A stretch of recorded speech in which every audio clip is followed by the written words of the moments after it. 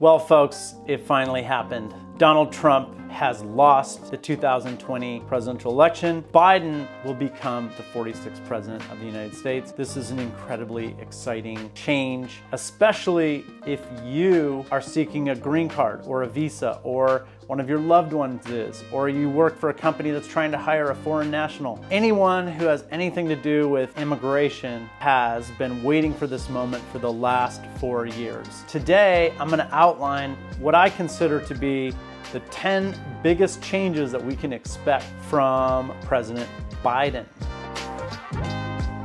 What's going on? I'm Josh Goldstein, and I'm an immigration lawyer in Los Angeles, and I help people across the country and around the world get unstuck and overcome immigration hassles so they can be together with their families and their loved ones. No hassle has been greater for immigrants and their families than Donald Trump. His entire political persona is identified with a racial animus and hatred even of immigrants. To me and to most people, immigration is as American as apple pie. America is the land of immigrants. We are immigrants. We do immigration. This is what we do. The Statue of Liberty is one of our national symbols. Donald Trump and the white nationalists who support him have an anti-immigration sentiment that the American people have rejected. Biden got 4 million or more votes than Trump and won in the Electoral College. He'll be the next president. Biden will be making sweeping changes to immigration law. It appears that he will not have the support of the Senate because that appears like it'll still be in Republican hands, so he won't be able to pass any new immigration laws. As President of the United States, he'll be able to use his executive authority to undo a lot of the problems that Trump created. Here, without further ado, are the 10 big changes that I expect. Number 1, TPS, temporary protective status. This is a temporary status that's given to people who, for one reason or another, cannot go back to their home countries. This is for nationals in Haiti, Central America, Honduras, El Salvador. People lived with TPS for many, many, many years. Trump arbitrarily ended this program. President Biden will be bringing TPS back. This is what I expect. Folks with TPS, worried about TPS ending, TPS will be back. Number 2, this is a big one, DACA, Deferred Action for Childhood Arrivals. So many of the dreamers out there have been waiting for this moment. You've been so anxious because you're worried about your DACA ending. There was a decision in federal court that said that the Trump administration didn't have the authority to end the DACA program. It ordered the USCIS to continue processing DACA applications, but the Trump administration has refused to follow the court's order. We expect Biden to use his executive authority to maintain DACA, if not expand it. 3, I expect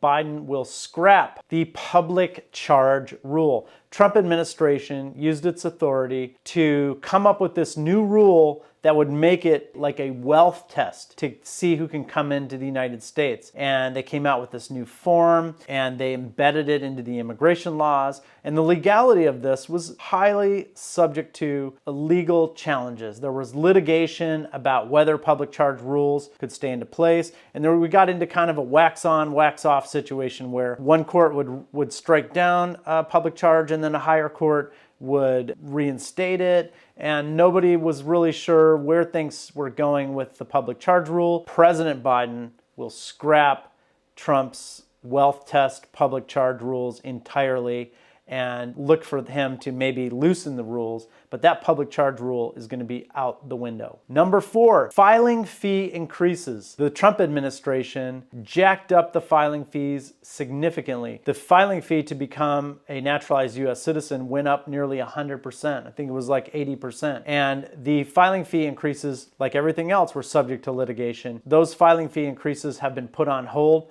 I expect President Biden to scrap the filing fee increases also. So that's another thing that we no longer have to worry about. In my opinion, that's very likely not to be there anymore. The next thing we don't have to worry about would be the proclamations. When the pandemic hit, Donald Trump ran around the country and told everyone that the coronavirus was no big deal. He undermined public health. He said we don't have to wear a mask. He said we should go back to church, that college football should be played. He wanted everybody to disregard the pandemic, and he constantly undermined the seriousness of the coronavirus. However, when it came to issuing visas to people who are outside the United States, suddenly the coronavirus was used as a pretext to restrict the issuance of visas. He stopped the DV lottery program, the issuance of visa preference categories in F1 and F4 and all the other categories. It restricted employment-based immigration and H-1B visas, all under the guise of public health. This was nonsense. If you've applied for your mother and father to come to the United States, which you have the legal right to do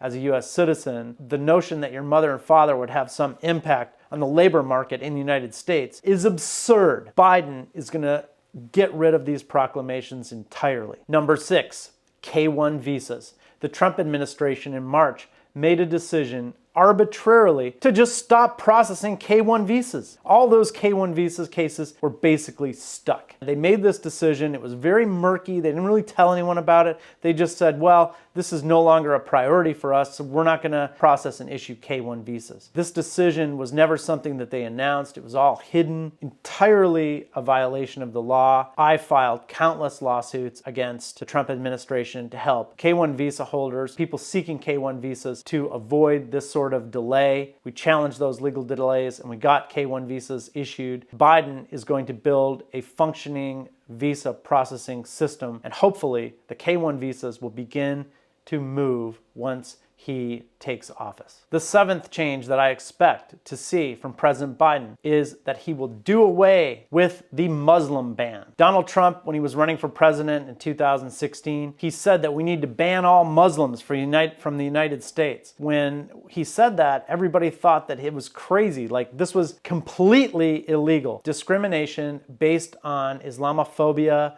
or bias against our friends and neighbors who are practice Islam and who are Muslims. But once he got into power, he actually did pass a Muslim ban. He didn't call it that. He called it a travel ban, and they dressed it up with some legal language. I still thought this was absurdly unconstitutional. There is no way that the Muslim ban or travel ban or whatever you want to call it will be upheld in court. That's what I thought. I was very naive because the Supreme Court said Muslim ban, that's A-okay, you can do that, no problem at all. The Muslim ban has stayed into effect, and he's revised it a few times. He added Nigeria to the list of countries. President Biden is going to get rid of the Muslim ban or travel ban or whatever you call it. The 8th change that I expect from President Biden on immigration has to do with the H-1B program. This is a visa program for professional workers. The Trump administration just recently came out with new rules that tamper with the prevailing wage. So it would make it almost impossible for anyone to get an H-1B visa because H-1B visa holders must be paid a prevailing wage. But the amount of the prevailing wage was so high and so out of line with the reality of the market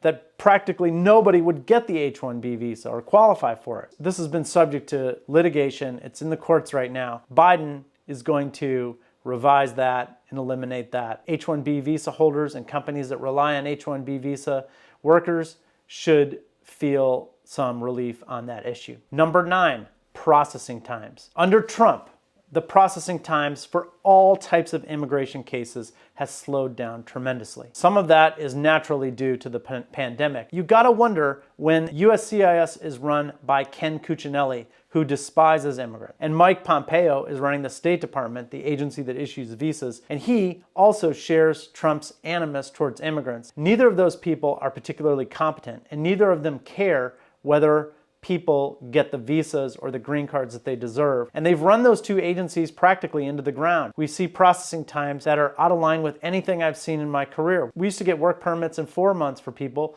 and now they're stuck for 6, 7, 8 months. People hire me to file lawsuits to challenge the delays. All the cases, we have asylum seekers who've been waiting 6 years without a visa interview. All these things are abnormal and reflect Trump's enduring hatred of immigrants. I expect that USCIS and the State Department will begin to function as they should, and eventually processing times will be back into the realm of what's normal and reasonable. Number 10, the 10th change that I expect under President Obama has to do with asylum. When Trump was running for president, he said, I'm not against immigration, I'm just against illegal immigration. I want immigrants to do it the right way. Once he took power, he started tampering with the laws and the procedures and the way the laws were administered. And there's no program that he despised more than asylum. Asylum is legal immigration. We have immigration laws that govern the issuance and the adjudication of asylum applications. Trump doesn't like any of that. So what he did was he said, we're going to create a new program. If you want to seek asylum, you can no longer do it in the United States. You have to wait in Mexico. He created a program called MPP, highly illegal program, MPP. And also they created this fake rule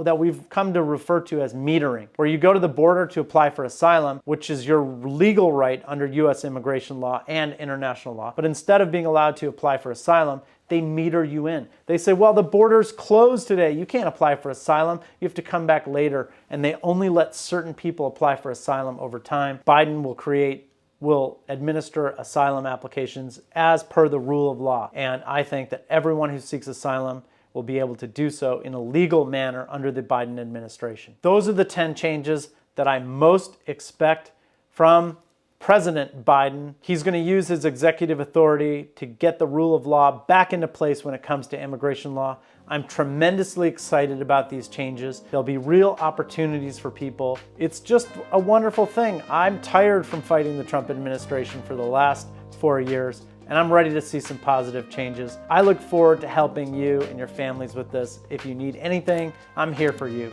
Take care, and we'll see you in the next video.